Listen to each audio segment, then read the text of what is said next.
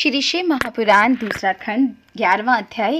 ब्रह्मा जी बोले, हे नारद, एक दिन मैं और भगवान श्री विष्णु दक्ष प्रजापति के महलों में गए। सती ने हमारा यथा योग्य आदर सत्कार किया। इस पर भगवान श्री विष्णु ने प्रसन्न होकर उनको वरदान दिया। मैं और भगवान श्री विष्णु जिनके सेवक हैं और जो सर्वज्ञ हैं, आपको छोड़कर वे किसी और को चाहने वाले नहीं हैं, अतः वही भगवान श्री सदाशिव जी आपके स्वामी हैं। इसके पश्चात हमने दक्ष प्रजापति से कहा, दक्ष, तुम धन्य हो कि जिसके घर भगवती ने अवतार धारण किया है। अतः अब तुमको ये कार्य करना चाहिए कि जिससे सती का ब्याह भगवान श्री सदाशिव जी के साथ हो जाए। ऐसा होने से तुम परम गति को प्राप्त होगे।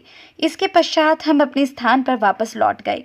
एक दिन सती ने अपनी माता के पास जाकर कहा, माता जी, भगवान सदाशिव जी को प्राप्त करना कोई हंसी खेल नहीं है। उन्हें प्राप्त करने के लिए मुझे तप करना होगा। आप पिताजी से कहकर मुझे उनसे तप करने की आज्ञा दिलवा दीजिए। ये सुनकर तीर्णी ने सती की इच्छा दक्ष प्रजापति पर प्रकट की। उन्होंने सती को बड़ी प्रसन्नता के साथ तप करने की आज्ञा दे दी। इसके पश्चात सती हाट केस नामक वन में जाकर भगवान सदाशिव जी के ध्यान में निमन हो उग्र तपस्या करने लगी। कार्तिक मास में भगवती ने प्रातःकाल स्नान करके भगवान श्री सदाशिव जी का यथाविधि पूर्वक पूजन आरंभ कर दिया। पौष मास के शुक्ल पक्ष में नागमंथ नामक व्रत का पालन किया। रात्रि भर जागरण कर उत्सव माघ मास में स्नान करके भीगे वस्त्रों से ही नदी में गले एक जल में खड़े होकर भगवान श्री सदाशिव जी का जप किया।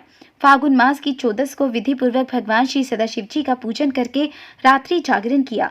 चैत में शुक्ल 14 को हुन के पुष्पों से भगवान का पूजन किया। बैसाख सुती तृतीया को भक्ति पूर्वक पूजन किया और इस प्रकार सती ने 12 महीने भगवान श्री सदाशिव जी की सुविधा पूजा की तथा उनको भोग लगाया। इस तरह सती ने प्रति मास भगवान श्री सदाशिव जी का पूजन करने के योग धारण करके उग्र तप आरंभ कर दिया और श्वास को चढ़ाकर जल में बैठ गई।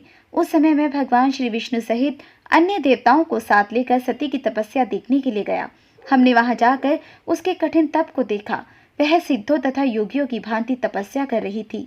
फिर दोनों ने सभी देवताओं के साथ मिलकर सती को दोनों हाथ जोड़कर प्रणाम किया।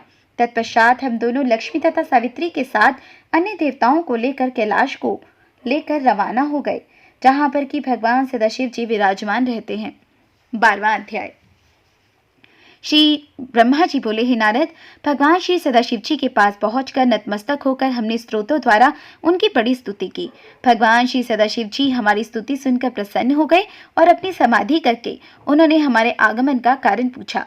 भगवान की बात सुनकर मैंने तथा भगवान श्री विष्णु जी ने उनकी सेवा में निवेदन किया, परमेश्वर, आपने हमको वचन दिया था कि विवाह करके संसार के कार्यों को सिद्ध करेंगे। सो वो समय आ गया है जब माता सती उग्र तप कर रही हैं आपको प्राप्त करने के लिए। अब अपने उस वचन को पूरा कीजिए, हे करुणा सागर।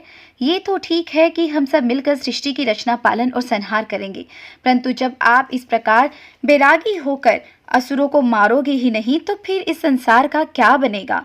इसकी सृष्टि और स्थिति कैसे रहेगी? अतः आप इस कार्य में सहयोग दीजिए। हम दोनों का श्री ब्रह्मा जी और भगवान श्री विष्णु जी का आविर्भाव हुआ है, अतः हम दोनों आपके और भगवती शिवा के पुत्र हैं।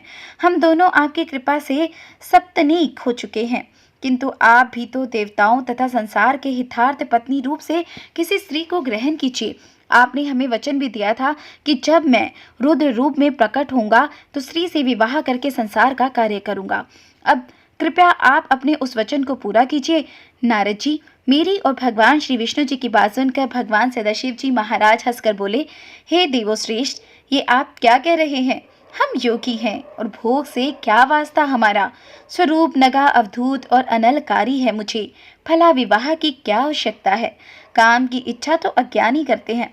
विवाह एक बंधन है और कारागार के समान है। मेरी उसमें रत्ती भर भी रुचि नहीं है। लेकिन हे देव श्रेष्ठों, यदि तुम उसके लिए हट करते हो तो मैं भक्तों के अधीन होने के नाते विवाह कर लूंगा। लेकिन मेरी स्त्री ऐसी होनी चाहिए जो कि मेरे तेज को सहन कर सके। योग के समय वह योगिनी बन जाए। वह मेरी अपेक्षा करने वाली ना होनी चाहिए, अन्यथा मेरा भविष्य चौपट हो सकता है। पहले आप लोगों को इस बात का विश्वास होना चाहिए कि वह स्त्री जिनका कि आप मेरे साथ विवाह करने की योजना बना रहे हैं मेरे विचारों के अनुसार है या नहीं। यदि उनको मेरे वचनों पर विश्वास ना हुआ तो मैं उसका त्याग कर दूंगा। भावन श्री सदाशिव जी महाराज की बात सुनकर मैंने और भगवान श्री विष्णु जी ने प्रसन्न होकर और हंसकर कहा, नाथ, आपके योग्य स्त्री दक्ष प्रजापति की पुत्री सती है, जो हाटकाश के वन में आपकी प्राप्ति के लिए घोर तप कर रही है। जिस लक्ष्मी ने पहले 2 रूप धारण किए थे, वह लक्ष्मी अब तीसरे रूप में उमा के नाम से प्रकट हुई है। हे लक्ष्मी और सरस्वती ने भगवान श्री विष्णु और मुझे अपना पति बना लिया था, अपितु उमा अभी तक किसी की पत्नी नहीं बनी है। अभी तक वह दक्ष प्रजापति की कन्या है, सती उसका नाम है और आपकी प्राप्ति के लिए वह उग्र तपस्या कर रही है। सती हर तरह आपके योग्य है महेश, आप उसको वर देने के लिए चाहिए और उसकी इच्छा अनुसार वर दीजिए और आपके साथ विवाह कर लीजिए। हे नारद, हमें इस प्रकार अनुरोध करते देखकर भक्त वत्सल भगवान सदाशिव जी महाराज ने तथास्तु कहकर हम सबको विदा किया। हमें विदा करने के पश्चात भगवान सदाशिव जी महाराज सती को दर्शन देने के लिए हाटकेश के वन में गए। भगवान श्री सदाशिव जी महाराज को देखकर सती के कचित लज्जा से नतमस्तक होकर उनके चरणों में प्रणाम किया। उसको चुपचाप देखकर शंकर जी ने कहा, दक्षपुत्री, मैं तुम्हारे तप से अत्यंत प्रसन्न हूँ, वर मांगो। लेकिन सती भगवान शंकर जी के शब्द वर मांगो सुनकर भी ज्यों की त्यों खड़ी रही। तब शंकर जी महाराज ने कहा, वर मांगो। भगवान शंकर जी के दोबारा वर मांगने के लिए कहने पर भी सती अपने हृदय की बात जुबान पर ना ला सकी। उनके अभीष्ट ने लज्जा को ढक लिया था। वह जबान से तो कुछ भी ना बोली मगर प्रेम विभोर हो गई। ये शंकर जी से छिपा ना रह सका। वे प्रसन्न हो गए और बार बार बोले, वर मांगो। और जब वह बार बार वर मांगने के लिए कहने लगे तो सती ने अपनी लज्जा त्याग कर हाथ छोड़कर कहा, हे वरद, आप अंतर्यामी हैं, फिर आप मेरी लज्जा क्यों भंग कर रहे हैं? यदि आपकी यही इच्छा है कि मैं आपसे वर मांगूं तो मैं आपको अपना स्वामी बनाना चाहती हूँ।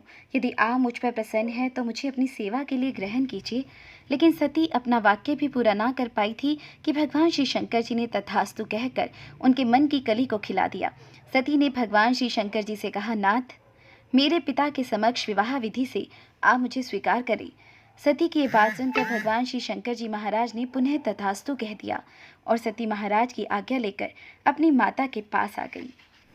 13वां अध्याय सुनने के लिए जुड़े रहे दिव्य दृष्टि एक अद्भुत सोच के साथ। चैनल को कर लीजिए सब्सक्राइब, लाइक और शेयर ज़रूर कीजिएगा ताकि शिव महापुराण का आनंद सभी भक्तजन उठा सके।